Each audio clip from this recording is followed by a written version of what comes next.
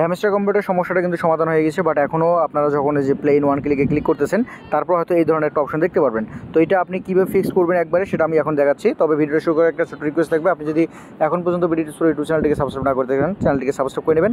Video description বক্সে Telegram চ্যানেলের link দেওয়া থাকবে আমাদের আর্ন উইথ বিটিভি, সেই টেলিগ্রাম চ্যানেলে গিয়ে জয়েন করবেন এবং আমাদের পোস্টগুলো ফলো করলে আপনি অনলাইন থেকে ভালো পরিমাণে একটা আর্নিং করতে পারবেন। প্রথমত আপনি হ্যামস্টার কম্বোতে চলে আসবেন। এখানে আসার পর দেখতে পাচ্ছেন এখানে প্লে বাটন রয়েছে, প্লে বাটনের মধ্যে ক্লিক করবেন। ক্লিক করার পর আপনি দেখতে পারবেন যে এখানে আপনার এটা কিন্তু একদম চলে আসবে। তো এখন কথা হচ্ছে, আপনি তো বারবার এখানে প্লেতে ক্লিক করবেন না। এর আগে আপনি যখন কাজ করতেন সেক্ষেত্রে আপনি কিন্তু শুধুমাত্র এই যে এইখানে প্লে ইন ওয়ান ক্লিক এই ধরনের একটা অপশন ছিল, এইখানে ক্লিক করছেন চলে আসছে। তো এইটা কীভাবে নিয়ে আসবেন সেটা আপনাদেরকে দেখাই।